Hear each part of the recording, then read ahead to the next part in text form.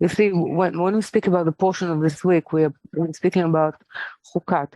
It has many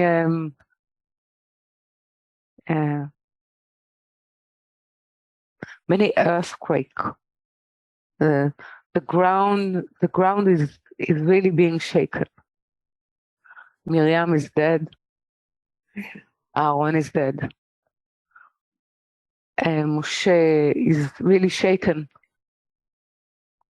And it's not very clear even in his mind what is the true mode of operation, and there is war.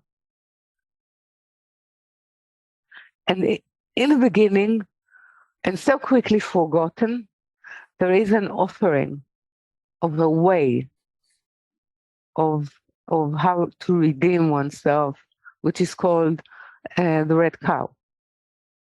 Okay.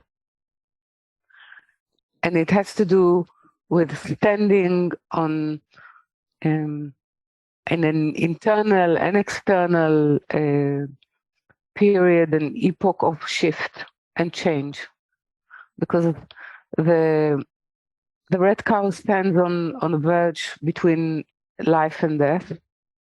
It purifies, yeah, those who are coming in contact with the dead, and it actually sort of contaminating in those who are purified. So it has two faces in a way, but it's used in order to find our way back into. It's not purity in because purity has a very specific connotation, and it has to do with readiness to come back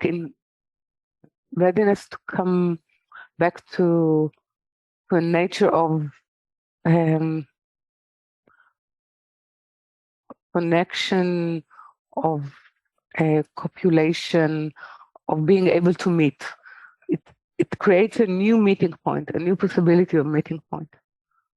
But it's like a generation shift as well.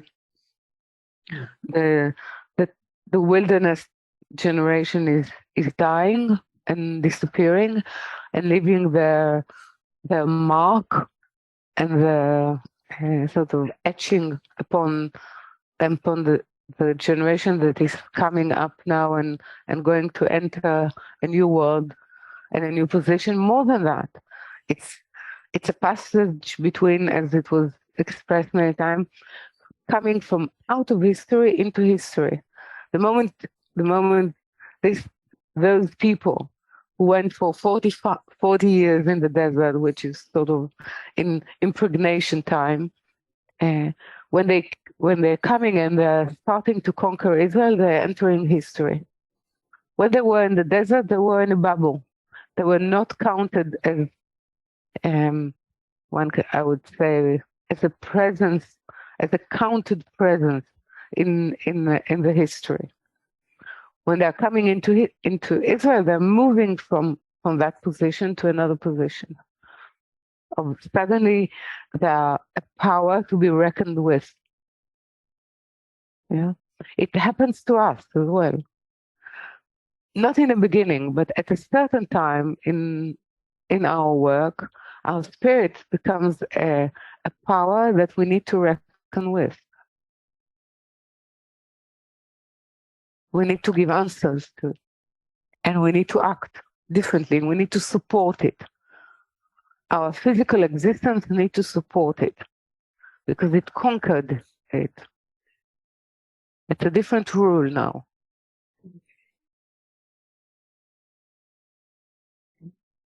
Okay. So even the issue of trust becomes very clear in that.